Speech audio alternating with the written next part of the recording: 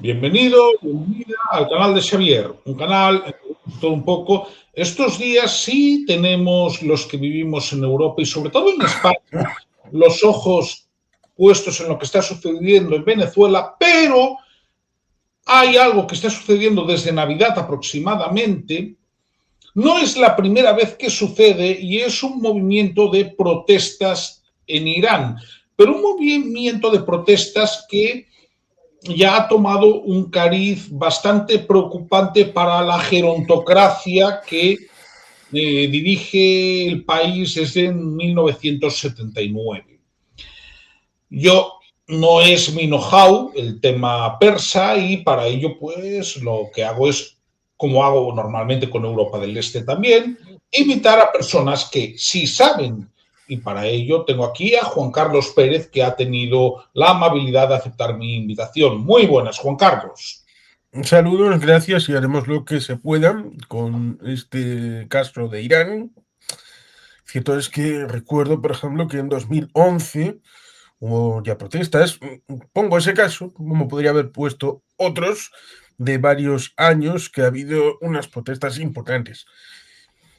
Ahora parece que la gente piensa que este puede ser el momento y puede haber ingredientes que tengan influencia en que pueda ser el llamado momento Alepo a la hora de la caída del sistema, cosa que en principio pudiera venir bien por la interconectividad respecto de la situación en Caracas, la situación en Teherán, la realidad existente en Beirut y en Damasco, eh, y la corriente que parece que en este momento está haciendo que geopolíticamente el bloque que podríamos hablar de Moscú y algún que otro amigo por ahí, pues igual está perdiendo piezas últimamente o que está en riesgo de seguir perdiéndolas, lo cual ya lo vivimos en su momento con Bashar al-Assad, que ahora vive siendo un gamer en Moscú. Dicen que puede que feliz jugando ahí online en pijama desde su apartamento a las orillas del Moscova. Bueno, pues ciertamente hay que intentar tener una visión de qué es lo que está pasando en Irán y bueno, pues por eso intentaremos saber qué es lo que se puede hacer. Uh -huh. Bueno, primero, que esto me lo habías comentado tú antes, vamos a compartir un mapa del país que nos Sí, pueda dar un poco de contexto. sí, lo del mapa es interesante, más bien por paisaje y paisanaje. Cuando uno piensa en este concepto, pues uno puede pensar, por ejemplo, en dónde está el paisanaje, dónde viven. Porque cuando uno piensa en la ribera sur del Golfo Pérsico, piensa en esas grandes ciudades, como pueden ser Bahrein, Qatar, Emiratos Árabes, Abu Dhabi, todo esto, donde vive un montón de gente, están relativamente cerca del agua, incluso se han hecho megaconstrucciones como bueno, el Burj Khalifa, creo que está por ahí, ¿no? En la zona del Golfo. Y en el otro lado no hay. Sorprendentemente, en el otro lado, en la costa, por el lado iraní, no hay este tipo de situaciones. Viene seguramente por parte de la historia y del ámbito de la propia realidad que han preferido estar en una franja de terreno bastante estrecha. Si uno piensa, por ejemplo, en la bandera de Austria, que tiene la franja roja, la blanca y la roja, aquí superponiéndola, visualizaríamos algo más o menos parecido, en donde la parte norte, ligada al Caspio, sería una zona donde la gente no viviría porque es una zona bastante montañosa. Cierto es que últimamente habría sido objeto, digo últimamente, en los últimos 60 años, objeto de turismo. Este turismo cuando uno puede ir a Baquira, Beret, a Candanchú o a la Sierra de Segovia para un determinado número de días y luego pues se vuelve a su casa, pues ese tipo. Pero en la zona de la costa no habría nada, ni siquiera de esto, Uh porque en -huh. la tradición familiar del iraní, del persa, no habría esa situación en relación con lo que sería el mar y vivirían en ese elemento de franja, bastante separado geográficamente, en torno a lo que sería Qom, Teherán, y ahí se ve ciertamente esa franja con las grandes ciudades. Y esto afecta bastante al tema, por ejemplo, lo que supone la agricultura, la ganadería, el pastoreo, el tema económico, a la hora también del suministro de agua, cosa que respecto de la situación que estamos viviendo ahora, en buena medida podríamos estar hablando también de cuál es el ingrediente último, cuál es la gota que ha culminado el vaso. El tema de que el real haya subido más de un 50% en poco tiempo del tema de la inflación, es el tema del agua, con el problema sobre todo en Teherán, es el tema político, el tema religioso, que la población diga oficialmente, según el régimen, de que son 99% creyentes, pero luego ves otros datos que hablan de secularización, de gente bastante desapegada, de un creciente cristianismo, lo cual resulta ciertamente curioso. En las catacumbas, supongo. Claro, estilo como en época del Imperio Romano, Claro. siendo casi, volviendo a hacer el pez ahí, para casi. Pero existe, hay una comunidad cristiana creciente, incluso en el propio ámbito de Irán. Hay un dato que creo que puede ser interesante para que tú puedas hacer relato. Te lo pongo aquí, ¿vale? Sí. Luego también será, no solamente internamente, será interesante verlo, el mapa, respecto de el componente de elementos interiores y externos, porque alrededor se puede hacer un elemento de que el corazón sería el persa, pero luego habría nacionalidades que estarían un poco alrededor dentro del propio país y la relación con los vecinos, que también es problemática. Pero Sí. pon ese ingrediente que ibas a decir. No, es que tiene mucho que ver también con las movilizaciones, porque hay que entender el contexto de los países. Tú ya has hablado de la inflación, podemos hablar también del estancamiento económico, pero hay aquí otro tema estructural que creo que no es menor. Demográfico. Efectivamente. ¿Pero por qué? Lo leo yo. 2023, pirámide de población de Irán. De 0 a 14 años, el 22, 84%. 15, 64, 69,25. Más de 64 años, 7,92%. 90 millones de habitantes. Hablamos de una población pues bastante joven. Sí. Lo digo porque esto tiene que ver con las últimas protestas que hemos tenido también. Sí, se dice a veces que aquellos países que pueden ser susceptibles de revoluciones, revueltas, insurrecciones, es porque tienen una población joven que no ha conocido otra cosa, que está descontenta con lo que existe y no tiene en principio nada que perder a la hora de tratar de buscar un futuro mejor, a pesar de que la forma que puede tener es bastante curiosa porque casi parecería, no sé si alguna bebida espirituosa tiene en su botella o uno de Sí, esa estos, forma. esta forma en la que hay una contracción ahí abajo, eh, lo cual, bueno, pues Sí, pero es muy curioso. De hecho, tienes menos gente de 20 a 24 años que de 5 a 9 años. que si estuviéramos en otro momento, la gente te podría decir, ya, claro, es la gente que se sacrificó en la guerra contra Irak en el 80-88, pero es que estamos en 2026.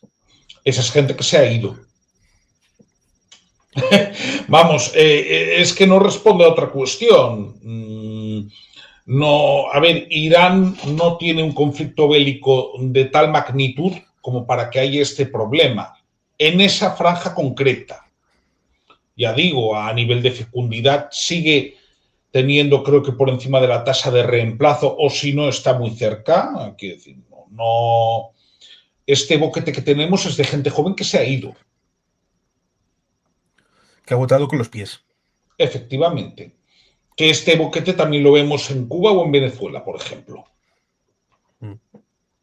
Entonces, ya hace 3 años hubo un movimiento un tanto importante, ¿cierto? Sí, es cierto, cada cierto tiempo hay un movimiento de expresión de este cabreo. Lo que también es complementario con esa gente de que pueda ver que estos cabreos que ya llevan bastantes, si uno hace el historial, igual han visto que no es funcional y acabaron votando con los pies, yéndose a otro país. ¿Y tú qué crees que podría tener esto, si lo tiene, de distinto cualitativamente a otras ocasiones? En los ingredientes agravados que pudieran hacer ver que sería ahora o nunca. Podría ser el elemento, a pesar de que soy bastante escéptico a la hora de decir que, a pesar del agravamiento y de que hay muchos elementos e ingredientes que pudieran decir que es ahora o nunca, como diría el profesor Perico Ibarra, cuando uno tiene un régimen, como puede ser el de los ayatolás, es difícil cambiarlo, sobre todo cuando tiene una estructura dilatada como la tiene este, sin que haya ningún ingrediente desde dentro que te abra la puerta a los que puedan estar hacia afuera. Es decir, que en los círculos concéntricos, alrededor del poder, hay gente que puede manifestarse fuera de lo que puede ser, como pueden ser estas manifestaciones, pueden haber incluso, como vimos, quemar unas unidades de la policía. Lo pondré ahora. Se pueden ver este tipo de cosas, pero salvo que haya un quiebre absoluto dentro del pilar del propio régimen, con lo cual eso significaría una lucha intestina, pero eso también sería en cierta medida abrir una puerta, o deliberadamente haya un contacto desde los de dentro que ven que los de fuera. Y esto no sería novedad en el caso de Irán, porque me remito a lo que sucedió en 1979.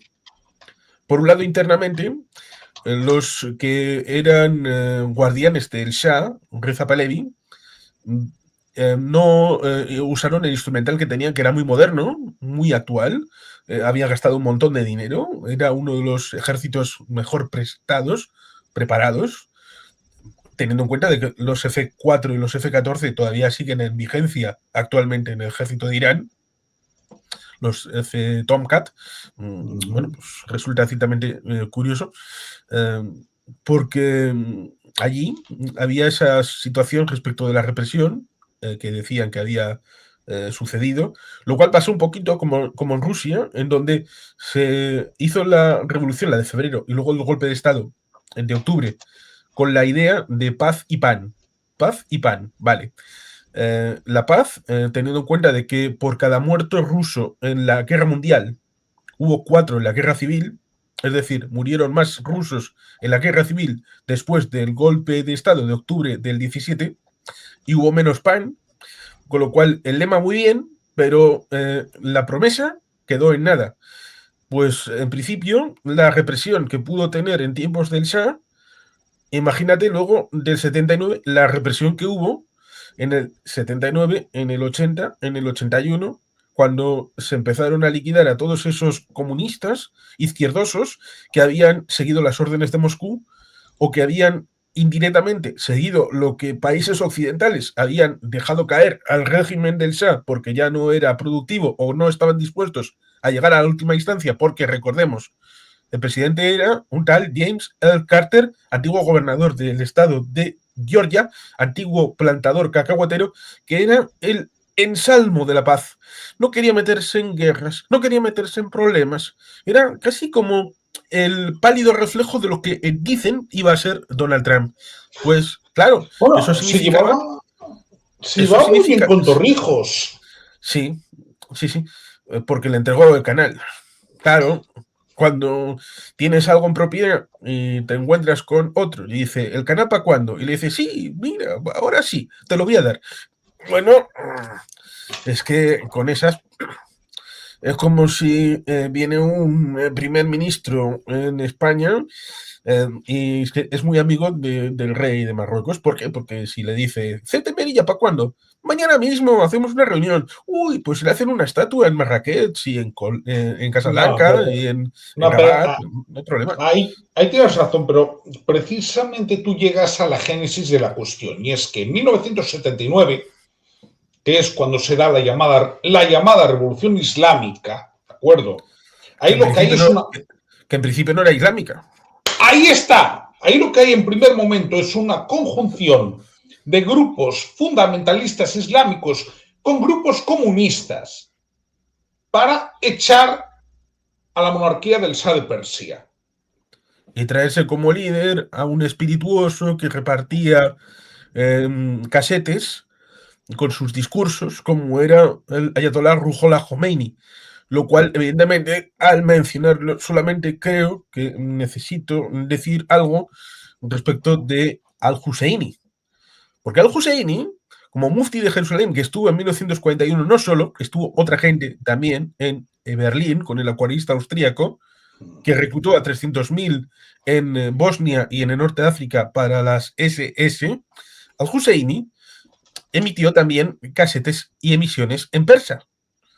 Y el Ayatollah Ruhollah Khomeini fue uno de los escuchantes de Al-Husseini en esas emisiones en la Segunda Guerra Mundial. Recordemos que Al-Husseini intentó echar unos paracaidistas sobre Tel Aviv para envenenar las aguas y matar a muchos judíos en ese periodo histórico. Y luego, cuando llegó el 48, dijo claramente por radio, y por eso se conoce, que había que echar a todos los judíos al mar y liquidarlos a todos. Pues ese mensaje le entró a Ruhollah Khomeini de joven en esas transmisiones en persa. Yo creo que el dato es interesante. Totalmente. Pero a mí hay algo que me extraña, porque normalmente los comunistas no son tan ingenuos. ¿Qué sucede en 1979 para que los acaben expulsando? Pues se dio una conjunción en donde, cierto que paralelamente estaba el asunto en Afganistán, con el golpe que se dio, y Moscú mandaba todavía bastante a los partidos comunistas, lo cual resulta ciertamente curioso porque luego se hablará de poder blando. Bueno, poder blando el que tenía el Moscú sobre prácticamente todos los partidos que fueran comunistas que estaban en determinado país, en donde si Moscú te decía algo, pues en principio tú seguías el dictado porque era la patria de los proletarios del mundo mundial. Y el que se opusiera, pues entonces es que era un traidor y de extrema derecha. Algunos lo intentaron y tuvieron su propio movimiento, los maoístas, Tito, pero las más de las veces. Y el Partido Comunista en Irán recibió las órdenes desde Moscú de ustedes a las órdenes de Ruhollah Khomeini y hacen el cambio. Por el otro lado, se dio la conjunción de que desde el lado británico, estadounidense, tal vez con la mala memoria respecto a la operación Ajax, que fue liderada por Kermit Roosevelt, que era sobrino de Franklin Delano Roosevelt, la CIA y todo aquello, la Anglo-Iranian, en los años 50 por el derrocamiento del primer ministro Mossadegh, pues parece que en el año 78-79 pensaron, bueno, les dejamos hacer lo que consideren, porque a fin de cuentas lo que vaya a venir pues igual no es tan malo como lo que creemos, va a ser algo como Mossadegh 2.0, que luego lo podemos ir pastoreando, así que dejamos que caiga el régimen, cambio de cara, y luego pues no pasa nada. Pero sí pasó, que eso es lo problemático, de que no sabes dónde, no sabes lo que te pasa y es lo que te pasa, que diría Ortega y Gasset. Claro. Para entender el contexto, Irán es muy curioso, porque a mí, cuando me intentaban explicar la revolución islámica, ¿no? Cuando era niño, adolescente, esto de que te empiece a interesar la política, ¿no? Decían, es una mezcla de fundamentalismo religioso con elementos de democracia parlamentaria. A ver, vamos a explicar cómo funciona esto. Para empezar, Teherán no es un destino gay-friendly. En esto estamos de acuerdo, ¿verdad? Obviamente. Vale. Y tampoco Jew-friendly. A pesar de que tenga la comunidad judía más grande, pero eso significa que para tener un par de representantes fijos, la comunidad judía debe de renunciar a todo tipo de sionismo. Solamente deben dedicarse al estudio de los sagrados textos y ya está. Efectivamente. Por supuesto, tampoco es un país donde podemos hablar de que hay una igualdad entre hombre y mujer. No. Vale. En el cual las mujeres tienen restricciones para vestir como les venga en gana. Sí, eso me recuerda a algún meme que he visto recientemente de la patria que llevó a Valentina Tereskova cuando tú tenías que estar en casa y además no podías abrir una cuenta corriente, referente al españolito medio. Ya así como era la rusa media cuando Valentina Tereskova instrumentalmente estaba enviada hacia el espacio. Seguro que tampoco era muy agradable. Efectivamente. Y funciona de la siguiente manera la cuestión. Si no recuerdo mal, el presidente puede ser reelegido una vez, puede estar un máximo de 2 mandatos, pero, y aquí es donde empieza lo importante, el presidente no es la máxima autoridad del Estado. No, hay una dualidad. Está el Majlis, que es un órgano colegiado. Pero claro, es que más allá El del Majlis, Consejo Supremo de Guardianes de la Revolución. sí, luego está el Parlamento. El Sí, pero si Majlis, tú te quieres presentar para ser presidente, ¿por qué filtro tienes que pasar antes? pues por el de los doctores de la Iglesia del Islam chiita. En un momento dado, Kafansiani fue presidente en los años 80. Luego se quiso volver a postular y no le dejaron. En principio era uno de los duros en la época de los años 80. Luego pasó a ser de los moderados. Mm, Cuando Mahmoud Ahmadinejad se presentó en el 97, viniendo de 2 mandatos de un presidente pactista, supuestamente, este presidente, a pesar de lo que pudiera parecer, iba en contra de Jamenei, que ha habido 2 máximos líderes, Ruhollah Khomeini, que murió en el 89, y luego Jamenei, de origen azerí, lo cual resulta ciertamente curioso, que en ese año quería proponer a otra persona, pero bueno, al final acabó teniendo que aceptar a esta porque venía de ser alcalde en Teherán y estuvo 2 mandatos. Pero cuando luego, posteriormente, Ahmadinejad ha intentado presentarse de nuevo, le han vetado también. Con lo cual, ciertamente, para en lo que es el Parlamento, para que cargos públicos, el que manda, a fin de cuentas, es la corte de estos grandes líderes. Lo cual va a ser interesante respecto de lo que podemos llegar un poquito más tarde, respecto de la idea de que si hemos visto una monarquía jutse con heredencias del abuelo al hijo y al nieto en Corea del Norte, pues estaríamos a punto de ver, o por lo menos eso habrían pretendido, una monarquía chiita. ¿Por qué? Pues porque entre los posibles herederos estaba no solamente Raisi, que fue liquidado, bien por torpeza, porque el avión que le llevó desde Azerbaiyán, donde inauguró una presa, de vuelta, en una época bastante complicada del tiempo meteorológico, después de que Raisi, que era uno de los pretendientes, pues casi como cuando hablaríamos de, bueno, no voy a hablar de Mandalorian y del nieto de John Wayne, voy a hablar del nieto de Ruhollah Khomeini, que está dentro del ámbito de la sucesión. O sea, el nieto de Ruhollah Khomeini para próximo líder supremo iraní, y también el hijo de Ali Khamenei, es decir, el hijo del actual líder supremo, lo cual evidentemente daría la noción de una idea monárquica en sucesión, es decir, la sangre más espesa. ¿Qué otra cosa? Los líderes, los ayatolás, son los que se reúnen en principio en ese consejo de sabios a la hora de dictar las políticas. Y más a más, hay 2 ejércitos.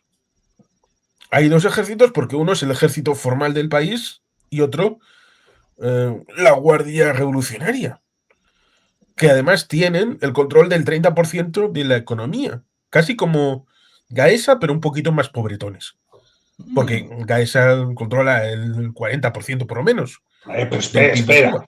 En Irán hablamos de petróleo, ¿verdad? Sí, hombre, decía más pobretones en porcentaje. Pero no probablemente en cash. Claro, en monetario, cuando haces la suma de resultados, ahí sí, ahí es algo más de dinero. ¿Gas hay también por ahí? Algo, sobre todo porque en la...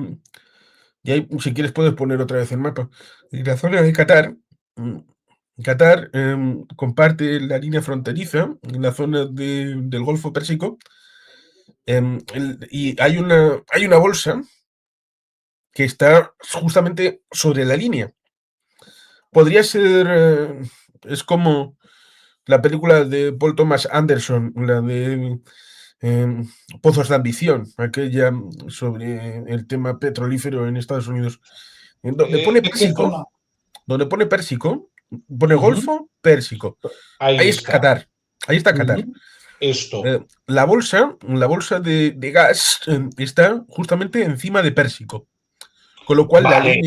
la línea fronteriza le pasa por encima. ¿Mm? Quiere decir que tienen acceso. Sí, y como eso, seguro que hay alguno más por ahí. Ujú. Pero sí, hay Entiendo. petróleo, gas. Si hubieran hecho una. Hablamos de Venezuela, y es cierto, y hablamos de aquí. Si hubieran hecho una disposición ordenada, podrían haber utilizado este recurso hidrocarbúrico Ujú. para haber generado un país, pues, estilo Taiwán, Corea del Sur, estilo Japón. Ujú. Vamos, que podrían haber hecho maravillas. Ujú. Pero prefirieron gastar ese dinero en proxies y en hacerle la cusque a los judíos, tratar de destruir a Israel, tratar de desestabilizar Irak. Irán utilizó los proxies en los años 80 en Líbano, en Ujú. Siria, ahora últimamente con los hutíes en el caso de Yemen, hacer atentados. Parece que esto es típico de la región. Gaddafi hizo Lockerbie, el atentado aquel en la discoteca en Berlín. Mm, Y bueno, pues Irán tenía esos proxies. Por ejemplo, aquí el atentado de los años 80 en las barracas. Barracas no el tema festivo, de barracks, de los marines franceses y estadounidenses en Beirut.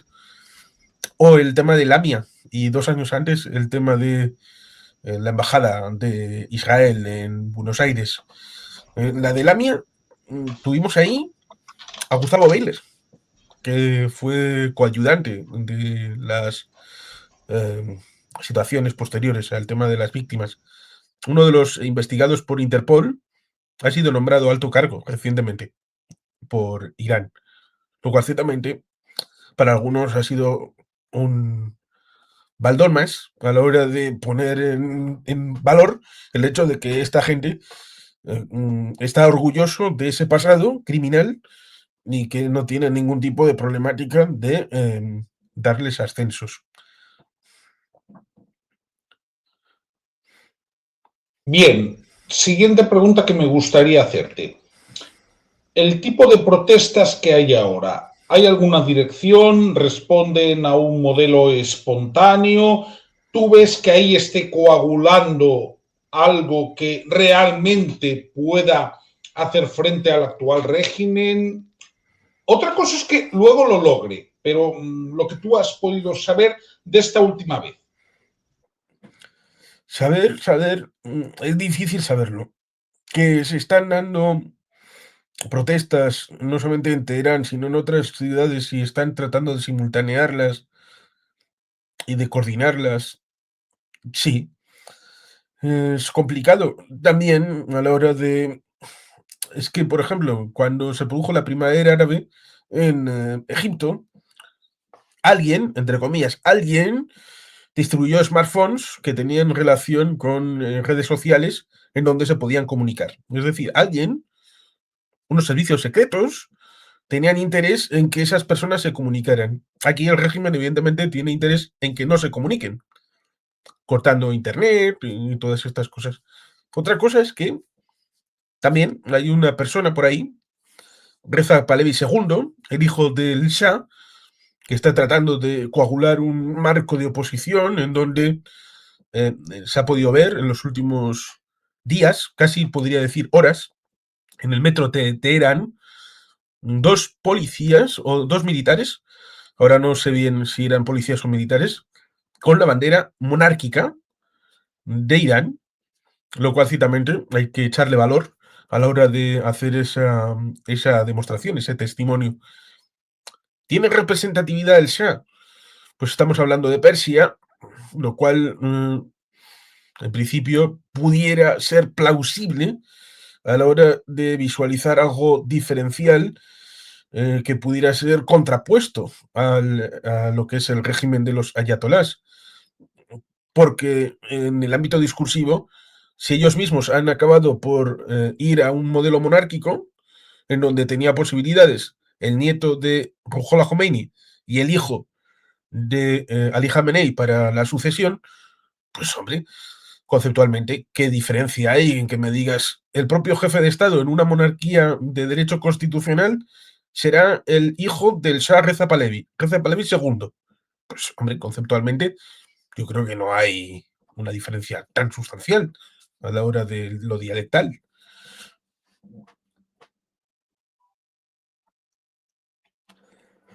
Siguiente pregunta que yo te haría, vamos a ver, pero el sucesor del Shah entiendo que no es Juan Carlos I, es decir, me gustaría que habláramos de Reza Pahlavi, del último Shah en vida, porque este es el hijo. ¿Te refieres al que murió en 1980? Sí, y el que le hizo donativos generosos a Juan Carlos I, como pudimos saber después. Sí, en teoría para la UCD. Otra cosa es que llegara a destino. Bueno, pero la carta de Juan Carlos I sí que estaba. Sí, de querido hermano, dame dinero para... Cierto es que, como suele pasar, a veces, le pasó a los Romanov en el año 1913 con el tricentenario, se hizo un aniversario de estos de campanillas, en los años 70, que fue todo el mundo, incluida Imelda Marcos, en un libro que tienes por ahí, que lo comenta, y seguro que fue el reflejo para que la oposición pudiera visualizar: esta gente se gasta un pastizal en todos estos fastos, nosotros estamos en los barrios de Teherán aquí jodidos y todo esto. El contraste a veces tiene eso. Reza Pahlavi entró después de la operación Ajax. Fue reclamado por los Estados Unidos y los británicos en aquella operación y estuvo desde los años 60 y 70.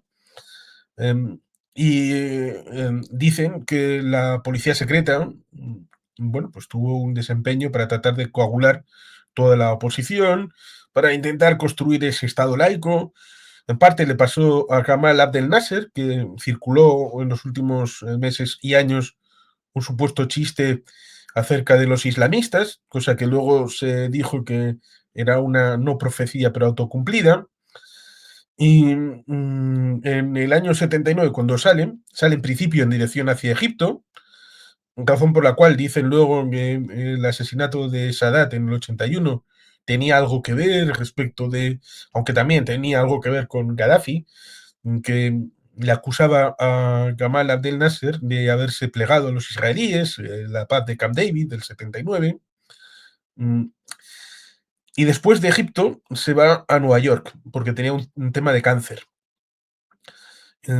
Parece que hay en algunos de estos problemas de salud. Por ejemplo, Ferdinand Marcos también tenía un problema de salud y acabó muriendo en Hawái en diciembre del 89, en paralelo a cuando le quitaron en medio a Ceausescu, cosa que seguramente puso más foco en aquel momento que lo que era la muerte de un expresidente filipino ahí en Hawái, que solamente recibió el libro este de cierto periodista guerniqués que hizo la geografía, en buena medida de Imelda.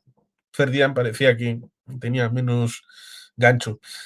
Pero sí, muere de cáncer, a pesar de que, en teoría, el asalto a la embajada estadounidense era para protestar por la presencia del Shah en Nueva York, para que fuera repatriado, es decir, fuera extraditado. Luego, posteriormente, a esa estancia de 444 días obligados, en donde hay un juego de trileros respecto de los ayatolás en Qom, de si querían o no querían, si los estudiantes lo hacían por libre, de si el gobierno no tenía nada que ver. Era un juego que tenía bastante que ver precisamente en el 79-81 de esos juegos internos para que los que no eran integristas, los que no eran de los del ayatolá, se vieran comprometidos y poder luego ir liquidándoles, primero políticamente y luego físicamente. Pero quedó tal dolor, tal situación de extrañamiento, que el propio Mahmoud Ahmadinejad dicen que estaba en una asamblea en la que se decidió entre o invadir la embajada de Estados Unidos o invadir la embajada soviética con la excusa del tema de Afganistán del 79. Y que hubo una pequeña minoría que acabó siguiendo apoyando el tema de los soviéticos, pero una mayoría, entre las que él no estaba, a pesar de que luego hay fotos en las que se ve a un tal Ahmadinejad en la embajada de Estados Unidos como uno de los secuestradores, pues pasó eso de que la mayoría dijo eso, pero como aquello de... En el año 82 creo que estuvieron los Rolling en el Vicente Calderón y que luego hubo más gente que dijo que había estado en el concierto, pero pues aquí al revés. Aquí los que estuvieron de verdad, pues había menos gente que estaba dispuesta a decir que estuvo en el secuestro de la que estuvo realmente, con lo cual la memoria parece que no ha quedado un buen recuerdo. Y en medio de esa situación murió el Shah, a pesar de que esa muerte no significó que liberaran a los prisioneros, sino la toma de posesión el día 20 de enero del 81 de Ronald Reagan. Por eso se habla de la conspiración de noviembre, November Uprising, acerca de la colusión de intereses electorales, cosa que no sería novedad, porque en el año 68 el equipo de Nixon habló con el presidente de Vietnam del Sur para que no llegara a un acuerdo con el de Vietnam del Norte, porque estaba Johnson, el que quería terminar la guerra siendo presidente y dejarlo finiquitado. Y Johnson tenía por detrás el tema de Nixon, que por detrás habló con el presidente de Vietnam del Sur para decirle, si yo llego a presidente, lo haré mejor. Con lo cual tú aguanta, espera que yo sea presidente, boicotea todos estos intereses y luego cuando llegue yo lo hacemos bien. Pues podría haber algo parecido con la situación de November Uprising con respecto de Ronald Reagan. No directamente de que Ronald Reagan, pero recordemos también que George Bush había sido director de la CIA, con lo cual podía tener también sus contactos por ahí. No deja de ser una teoría de la conspiración, pero se puede entender el hecho de que la muerte del Shah no llevara inmediatamente a la liberación de los prisioneros, cuando en teoría las dos cosas estaban conectadas, por lo menos en el ámbito discursivo. Hablemos de Reza Pahlavi II, ¿de acuerdo? Del pretendiente, que en la práctica es un pretendiente, ¿no? Es un Shah sin corona. Bueno, ¿cuál ha sido su perfil? Él ha jugado. Es que yo quiero tener contexto y te voy a explicar por qué. Yo estoy pensando, por ejemplo, en el modelo afgano, ¿de acuerdo? El modelo afgano había un rey, pero más allá de que se conectó simbólicamente en diciembre del año 2001, no llegó a tener luego un papel Efectivamente, significativo. sí. Estuvo la Sí, Loya Jirga, que era la gran sí, asamblea. hubo una conferencia de donantes en Múnich en ese final de año 2001. Hubo la cobertura de Naciones Unidas, cosa que también la gente se suele olvidar, porque suelen poner en el mismo ámbito lo que fue la situación en Irak, de lo que fue en Afganistán, y en principio fueron cosas distintas, pero más allá de un elemento que creo que es interesante y reto a la gente a ir a las resoluciones del Consejo de Seguridad referentes a Irak desde marzo del 2003 hasta diciembre de 2004 y verán cómo la invasión no se adopta, no es legal, pero se legaliza a posteriori, sobre todo cuando fallece por atentado Sergio Vieira de Melo, el enviado del secretario general de Naciones Unidas, y luego se puede visualizar que incluso Rusia, incluso China, legalizan, sobre todo en la segunda mitad de 2003 y en todo 2004, el régimen subsiguiente a Saddam Hussein, lo cual es alucinante. Pero en el caso de Afganistán, la Loya Jirga, la conferencia de donantes, el tema de Naciones Unidas desde el primer momento apoyando el cambio de régimen y haciéndolo de manera más o menos ordenada, el rey no tiene un papel. Hay un presidente de transición eh, y luego las elecciones que fueron en 2004. Y bueno, estaba Hamid Karzai, que además era pastún, que es la etnia más numerosa en Afganistán. Pero la pregunta, a ver, Mohamed Zahir Shah creo que era, que estaba en Italia, de hecho exiliado, ya era un octogenario en aquel momento. Digo, en el momento en que caen los talibán. Yo lo que te quería preguntar es si Reza Pahlavi II ha hecho mucha política, ¿de acuerdo? Porque hay varios tipos de reyes en el exilio. Sí, últimamente estaba en Egipto, lo cual sería tal vez hacer el camino de vuelta de Estados Unidos a Egipto y, si eso fuera posible, de Egipto a Teherán.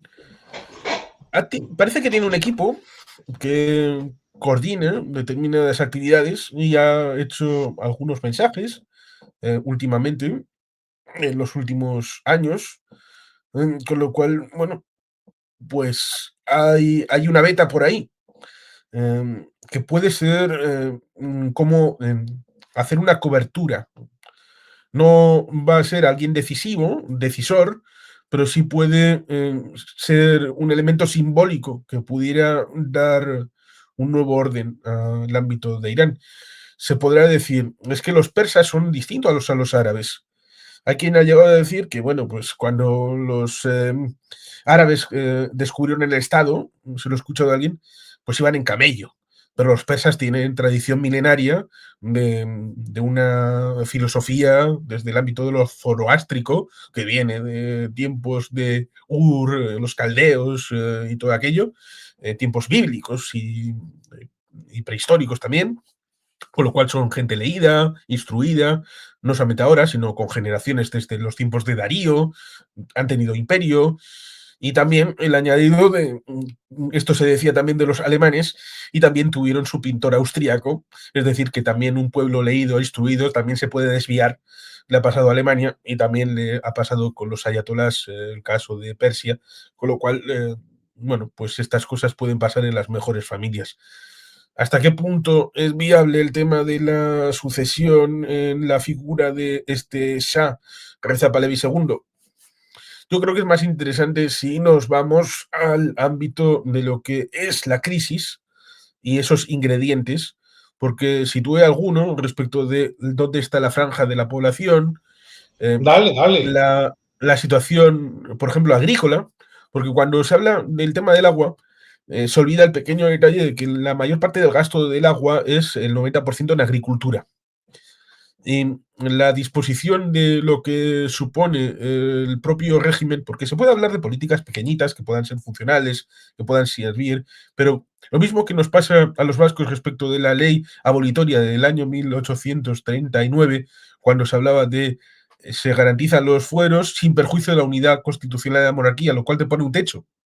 Aquí tendremos otro techo, que es el elemento doctrinal, dogmático, teocrático, porque a fin de cuentas, como me comentó Humberto de Bolivia, cuando quiso hacer una política alguien respecto de posibles inundaciones, como pasó con el tema de la Dana, hacer acopio previo de unas herramientas que pudieran servir para prevenir estas cosas de cambio climático, desmontes de tierra, este tipo de cosas.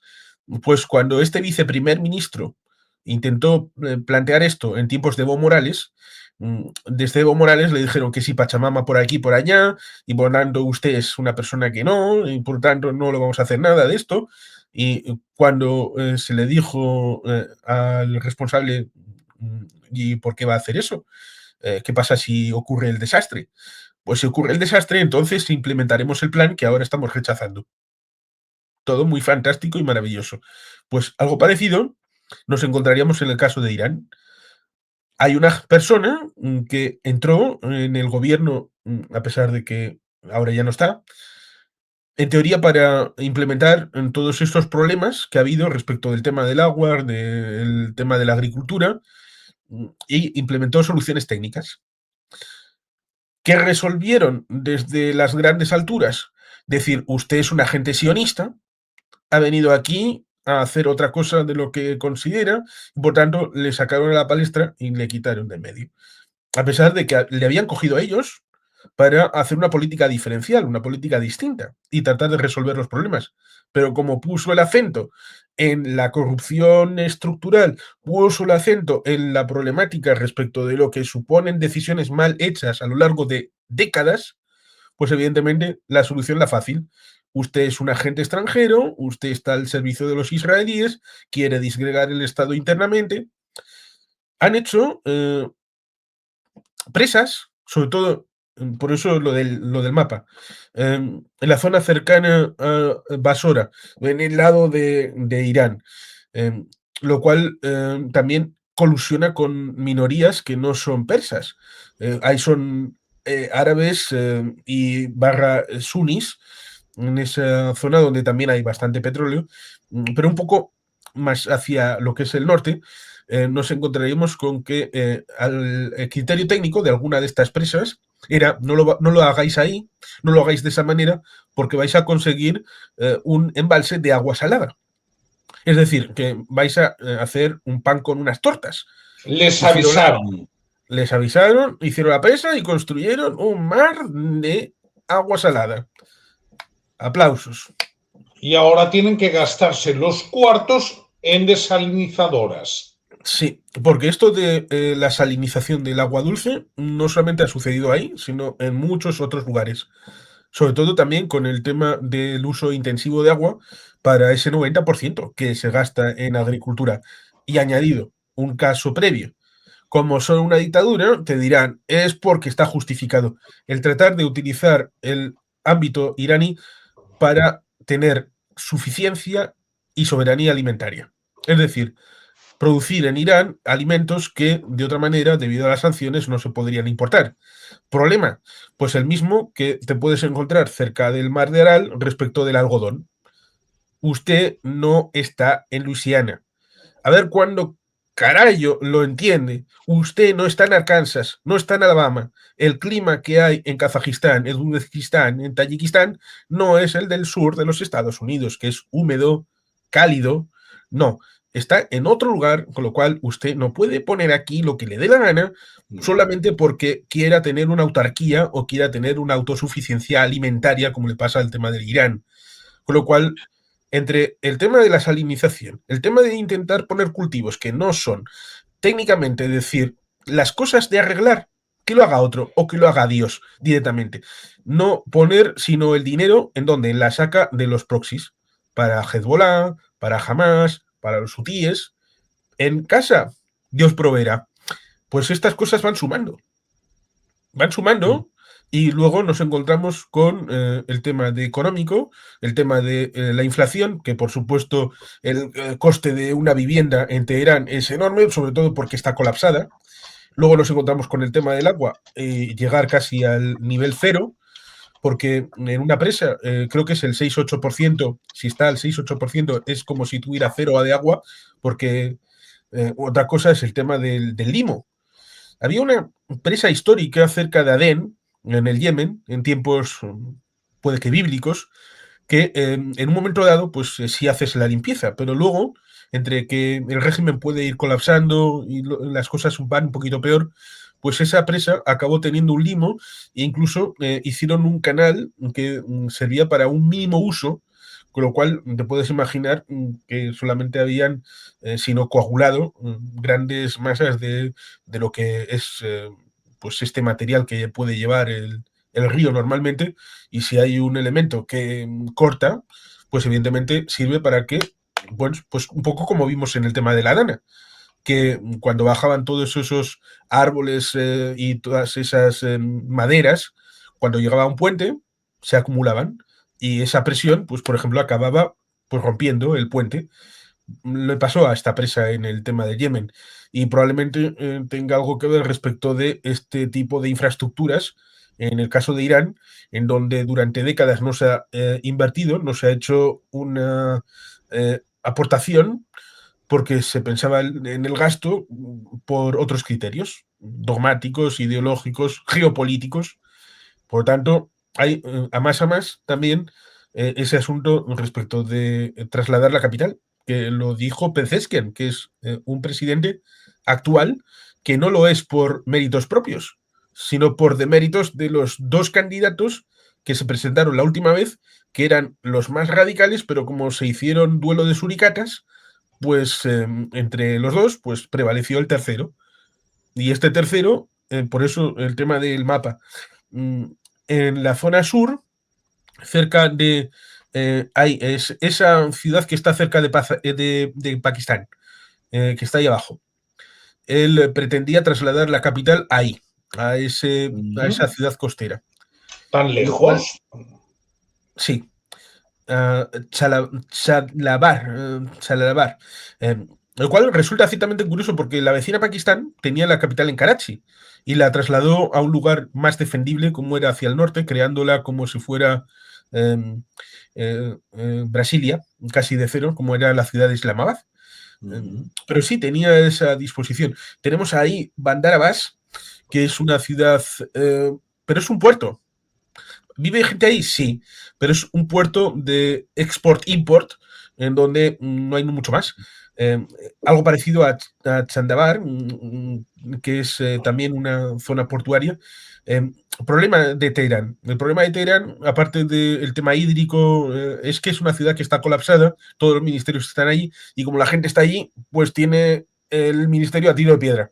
Con lo cual las manifestaciones pueden tomar el poder en 5 segundos. Digamos, en 5 segundos entiéndase. Digamos que si alguien quiere hacer algo, pues no es como una persona de Río de Janeiro que quiero montarla, voy a destrozar el poder, pues me tengo que ir a Brasilia. Aquí la mayor parte de la gente vive en Teherán, con lo cual es como hacer una insurrección. Esto pasó, por ejemplo, en el ámbito de París, por ejemplo. ¿Dónde estaba la monarquía? En Versalles, que estaba fuera, ¿no? Por eso reclamaron que estuviera en París en las Tullerías. Sí, también pasó con España, en el Palacio de Río Frío y toda esta cosa, Que Aranjuez. está ya en Segovia y Aranjuez está ya a unos 30 y tantos kilómetros de Madrid, sí. Parecido a Versalles, a una distancia, entre comillas, prudente, en donde si en la capital hay líos, bueno, yo estoy un poquito lejos. Y te da tiempo para alargarte. Pues aquí parecido, pero en esa dirección, con la excusa de también el tema del agua, cosa que se ha resuelto como real. No obstante, mira, por lo que a mí me ha llegado, que te lo quiero enseñar, digamos que el follón también ha llegado a otras ciudades. Sí. Pues, por ejemplo, a ver, aquí hablamos de Sabzebar en el noreste, ¿no? Un asalto contra una sede de la Guardia Revolucionaria, ¿no? Quiero decir, ha llegado a otros sitios esto. Sí, efectivamente, por ejemplo, una de las últimas protestas fue por una joven, por el tema del velo, cosa que ahora la Guardia de la Moral ya no controla ya tanto, porque es incapaz. Pero en el ámbito exterior que decía, eh, en la parte norte nos encontramos que si en Azerbaiyán hay pongamos, por cada habitante de Azerbaiyán, dentro de Irán hay 2 azeríes. Es decir, que hay la población de Irán por 2.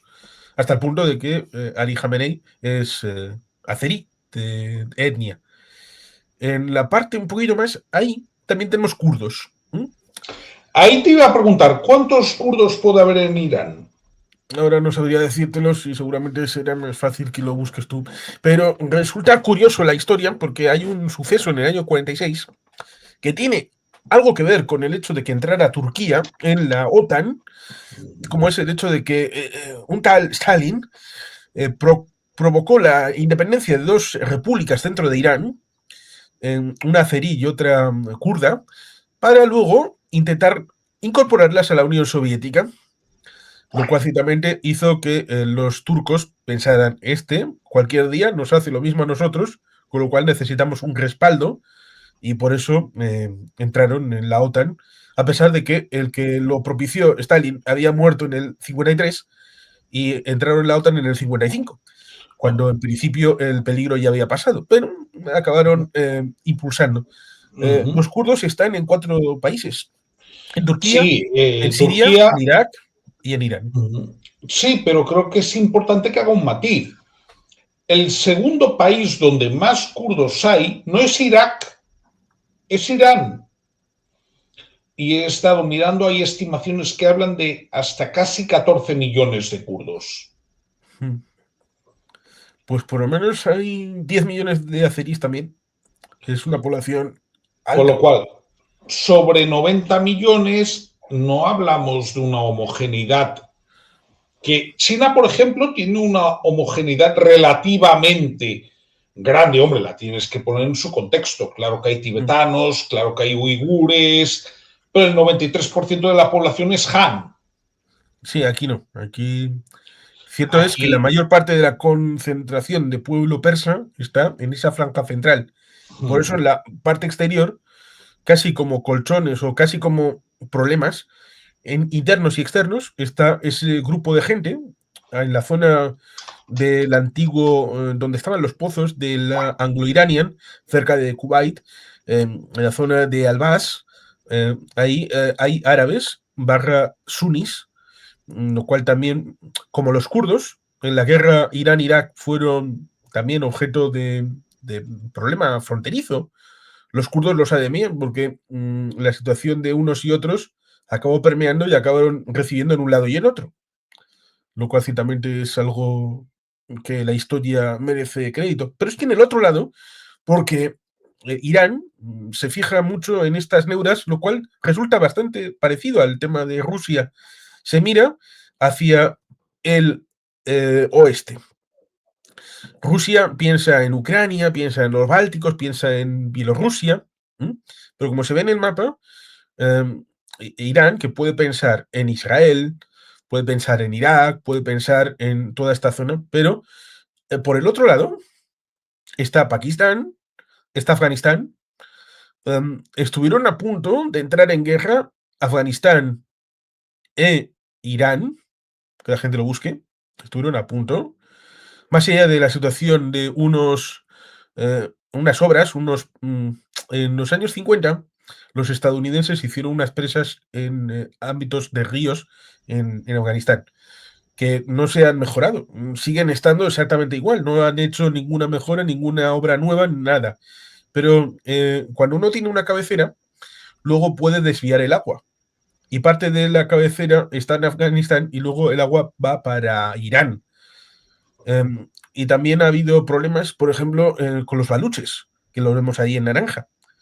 Los baluches que están en la zona de Pakistán y en la zona de... en la zona de Pakistán, creo que mínimamente se puede comentar el hecho de que los chinos, en teoría, querían un puerto ahí, como el de Hambantota, en Sri Lanka, o otros puertos para el collar de perlas, respondido con el collar de diamantes por los indios. Y en teoría, los baluches de Pakistán pensaban, vale, al construir igual no tenemos suficiente, vamos, capacidad para... Pero luego en la operación del puerto, pues igual nos contratan y puede generar un valor añadido que pueda subir la renta per cápita. Nada, porque Pakistán parece ser un acrónimo de algunas de las etnias que están en el propio territorio, aparte de ser traducido como el país de los puros. Hay una etnia también en Pakistán que domina sobre las otras. Y los baluches son de las etnias olvidadas y deprimidas. Con lo cual, teniendo permeación en el ámbito de Irán, que pasa 3/4 de lo mismo, que son una de esas etnias exteriores que son olvidadas por los persas, pues en un momento dado, grupos como el ISIS-K, el ISIS Khorasan, hizo que hubo un atentado. Soleimani, que fue asesinado un día como hoy, día 3 de enero del año 2020 en el Aeropuerto Internacional de Bagdad. Ahí, en un tiempo posterior, hubo en esa zona un mausoleo y hubo un ataque. Probablemente uno de los ataques terroristas más graves. La gente pensaría, los ataques terroristas vendrán ligados con el oeste, con el tema de Estados Unidos, de Israel. No, tenía más que ver con ese ISIS-K, el tema Baluchistán, el tema de la frontera oriental, con lo cual ahí también tiene una problemática que no es menor. Por eso me sorprende también el tema de poner en la zona cercana a lo que es el tema de Baluchistán la capital de Irán, lo cual Llamaría más o la menos. atención. Sí. Es que estoy pensando en algo. Mira, ya he mirado una composición étnica del país. Realmente los persas no son más del 65% del total, en el mejor de los casos. Y estoy tirando por lo alto. Hay estimaciones que hablarían de un 60%, ¿no? El segundo sería, que tú hablaste de él, de los turcos azeríes, que están aquí, básicamente. Kurdos, que los tenemos aquí, pero luego también aquí. Los baluches. Luego me gustaría que me hablaras del grupo étnico de los luros. Ahí de ellos poco te puedo hablar. Bueno, vamos a ver. Los azeríes, religión, ¿son chiíes o son suníes?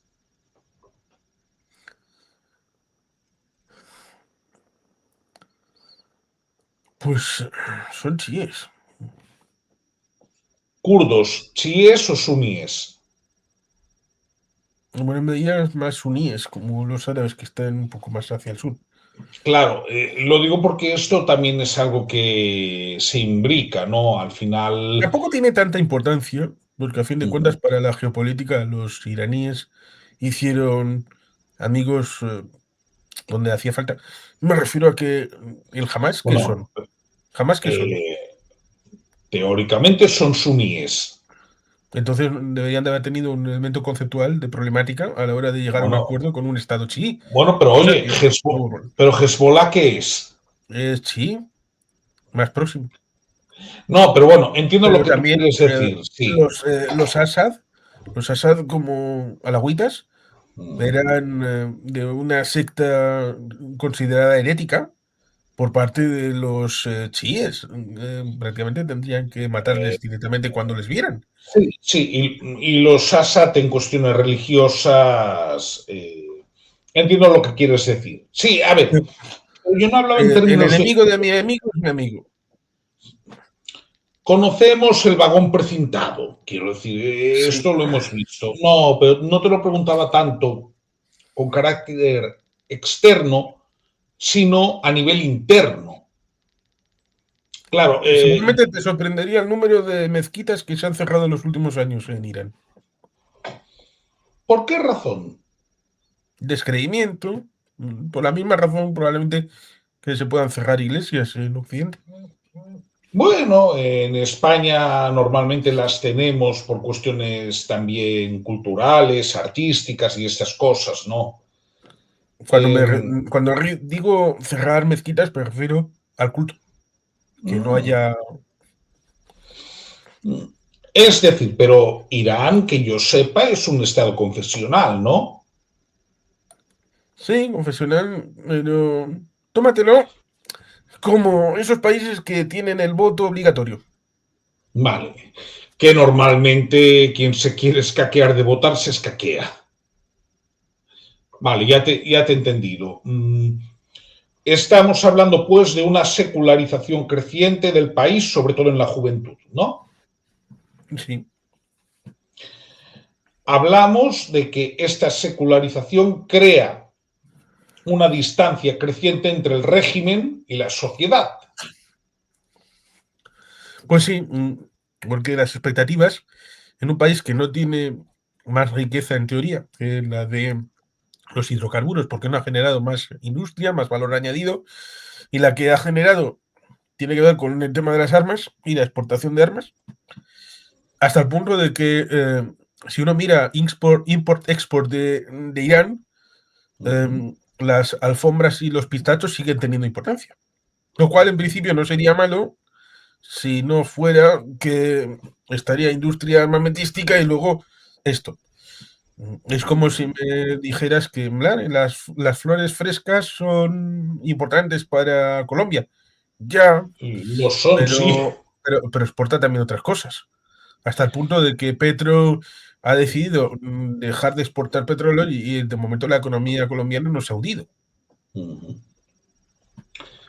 Bien, tenemos esta cuestión que es una creciente secularización de la sociedad. Luego, es que hay un problema económico, hay un problema de inflación galopante que llega a los bolsillos de todos, bueno, excepto de unos pocos, claro. Sí, que afecta a la cesta de la compra, afecta a la tenencia de vivienda, afecta a las cosas más básicas de la vida de una persona. Es que yo creo que es importante señalar que esto que estamos viendo, con independencia del recorrido que tenga, ¿vale? No es un estallido de 4 estudiantes de clase media. No. ¿De acuerdo? Lo digo porque esto se ha visto, es decir, y que nadie se piense que esto es una revolución de colores. Yo no tengo nada contra las revoluciones de colores, ¿vale? Pero es otra cosa. Ya que puede haber alguna persona que diga esto es porque ha venido. Ahora no debería decirlo porque USAID está cerrado, ¿no? Cerraron Voice of America, cerraron Radio Liberty, Radio Free Europe, todos esos instrumentos de Guerra Fría que habían sobrevivido hasta el periodo de Donald Trump II, el presidente este 47. Pero igual hay gente que piensa, es que ha venido un montón de dinero para regalar a la gente. No. Es que entonces la teoría de la conspiración debería de incorporar el hecho de que la condición de vida de todas estas personas que están reclamando algo que en Occidente sería bastante razonable a través de partidos políticos, a través de sindicatos, entonces sería un evento tan complejo. Vamos, es mucho más fácil, como la navaja de Ockham, pensar que esta gente sale porque está cabreada y protesta. Hasta el punto de que hay alguno que, para tratar de rizar el rizo, ha tratado de decir que a los israelíes les molesta el tema de la protesta porque no son capaces de entender que en un país, entre comillas, democrático, como es Irán, la gente sale, protesta y dice las cosas porque tiene derecho. Manda carayo que se lo digan a Israel cuando hasta el 7 de octubre estaban poniendo en las cuerdas al primer ministro en protestas multitudinarias por el tema de la reforma judicial. Claro, aquí pone, Irán enfrenta una inflación anual superior al 42%, mientras que la inflación punto a punto entre noviembre y diciembre ascendió al 52% respecto al mismo periodo del año pasado. Pero es que además, durante 2025, la moneda iraní ha perdido un 69% de su valor frente al dólar. Sí. Y es obvio que no ha habido una equiparación salarial similar. No. Con lo cual, supondría probablemente cerrar empresas. claro, lo cual obviamente implica que la gente está enfadada por las cosas de comer. Sí, por lo Es suyo. decir, claro, no, pero es importante porque si es un movimiento estudiantil o juvenil únicamente, esto el régimen ya lo ha pasado muchas veces. Muchas. Aparte, la última hace 3 años, no hace tanto. Pero aquí hay un elemento de complejidad, es decir, por supuesto que se reclama, mucha gente reclama libertad, ¿no? En el país, pero esto viene por una situación económica muy compleja. Y Sí, si y no se grave. entiende, claro, es decir, si no se entiende esto, no se entiende que esto es distinto a lo de hace 3 años. ¿Cómo va a acabar? No lo sabemos, pero No, tiene otra génesis. sí, es cierto. Eso sí, a mí lo que me hace el punto de escepticismo es lo que hemos vivido en Venezuela, en donde en 2013 a 2020 el Producto Interior Bruto cayó a un 10% de lo que había sido. Era cercano a lo que pudiéramos ver. Colombia, Venezuela tenían entre 430.000, 450.000 millones de dólares en Producto Interior Bruto en el momento del fallecimiento de Hugo Chávez. Y en 2020 eran en torno a 42.000 millones de dólares. Algo increíble. Y esa situación económica no supuso el colapso del régimen, a pesar de que supuso la salida de 8 millones de venezolanos, supuso la instauración del club, supuso un montón de situaciones horribles, pero no supuso el colapso del régimen a pesar de que había caído a un 10%.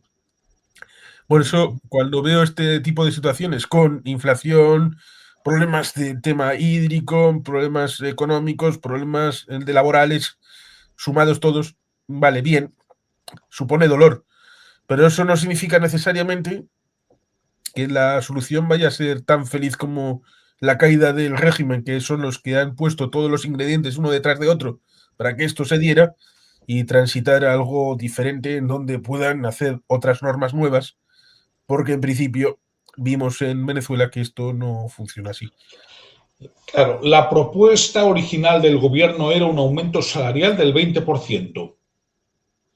Cuando tú tienes la inflación entre un 42 y un 50, es decir, es que la pérdida de poder adquisitivo es evidente. Son matemáticas. Claro, entonces, ese es el motivo.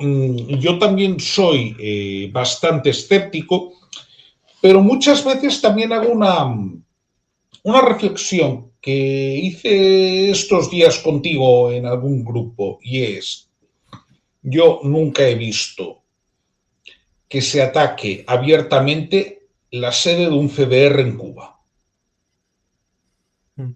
Al nivel que yo lo he visto estos días en Irán, nunca. ¿Qué te quiero decir con esto? Yo no sé si es de esta vez, pero que sí que se ha creado un caldo de cultivo que va a seguir estando ahí. Creo que es algo evidente. Lo que no sé es si esta vez el régimen conseguirá mantenerse. Igual sí. Pero si no es ahora, será dentro de 2, 3, 4 años. Es decir, no es el caso que he tenido otras veces en otros países de decir, esto desde dentro no se va a arreglar nunca. En Irán tengo como mínimo el optimismo de ver que desde dentro hay protestas. Y ya digo, es que lo hemos visto varias veces, pero esto tiene un elemento cualitativo distinto. Habrá que ver, yo la verdad es que creo que la vía, ¿no?, de Reza Pahlavi II, que se defiende más en serio de lo que la gente puede pensar, Ojo, se defiende bastante en serio, pero ¿por qué? A ver, ¿qué cultura política ha podido tener de organización últimamente el pueblo iraní? Pues desde el 79, con la minación de movimientos populares, de la izquierda política y todo el que se moviera. Quiero decir, claro que hay organizaciones políticas, pero en el exilio. Ese es el tema. Entonces, seguiremos con mucha atención lo que pase, porque este capítulo quizás pues no está cerrado. No, claro, no está cerrado y evidentemente no significa que vaya a tener un momento Alepo ahora mismo, a pesar de que recuerdo haber hecho un programa sobre el tema de Siria, haberlo cerrado y justamente después de cerrar, tener la noticia de que Damasco había caído y que Bashar al-Assad estaba a camino del exilio.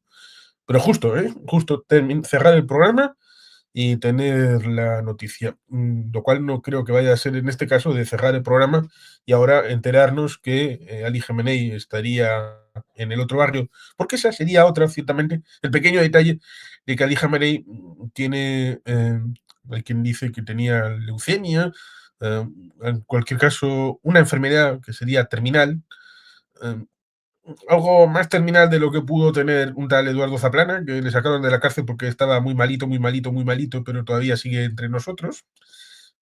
En este caso es una persona que es octogenaria, que tiene 87, 88 años, está con esta enfermedad y además una situación de metralla le afectó a una de las manos que la tiene en un lado y es inmóvil, es inútil la mano, con lo cual tiene un cuadro clínico bastante complicado y en principio la sucesión, en caso de desaparición del líder máximo, pues había sido Raisi, pero Raisi murió, y luego está la lucha intestina, y por lo tanto eso contribuiría en parte, que es el asunto este interno, porque puede haber mucha protesta afuera, pero si no hay algo dentro que sea sustancialmente cambiante, entonces no hay mucho que hacer.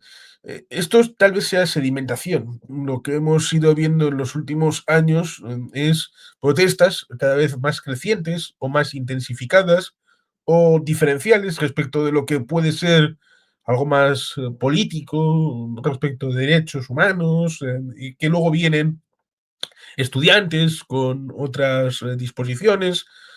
Luego vienen los trabajadores simplemente por el hecho de, óigame, yo quiero tener agua de grifo, yo quiero tener mi trabajo, yo tengo una aspiración a poder tener alguna vacación en algún momento, quiero tener mi casa en propiedad, tengo la idea de tener un coche, estas cosas que en principio son lo que ha movido ahora estos temas más de las cosas de comer, eh, que son lo que les está faltando al iraní medio.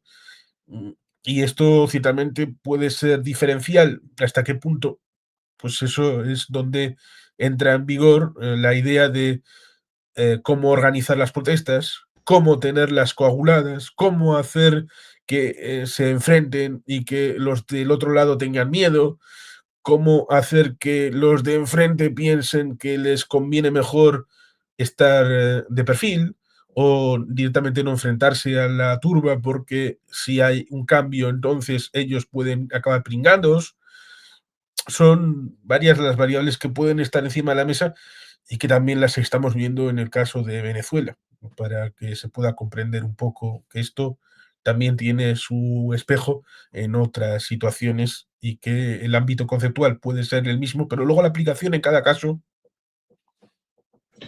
Efectivamente. Pues bien, creo que lo vamos a dejar aquí. Tenemos un vídeo interesante para que se pueda saber qué está pasando. Si hay cambios, volveremos a hablar con Juan Carlos, por supuesto. Y por mi parte, lo que me queda es darte las gracias. Yo encantado de poder haber intentado arrojar algo de luz sobre este país persa, dejando una última curiosidad, como es el hecho de por qué se llama Irán, el país de los arios, Iranian, lo cual emparenta con Eiranian, que serían los Eire, que serían los de Irlanda. En los años 30, un embajador alemán, con la idea de emparentarse con los del acuarelista austríaco, a este país persa le dijo mejor cambiar el nombre y así somos más amiguis. Y desde entonces, pues el país se llama Irán. Eh, con el curioso añadido de que si uno mira el perfil del ario puro, se parecerá más al presidente Mahmoud Ahmadinejad que a ese rubio alto, esbelto, de ojos azules. Totalmente.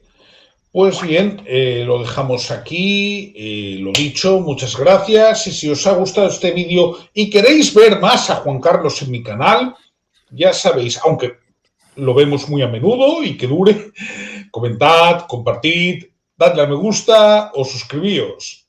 Venga, un saludo y nos vemos el próximo.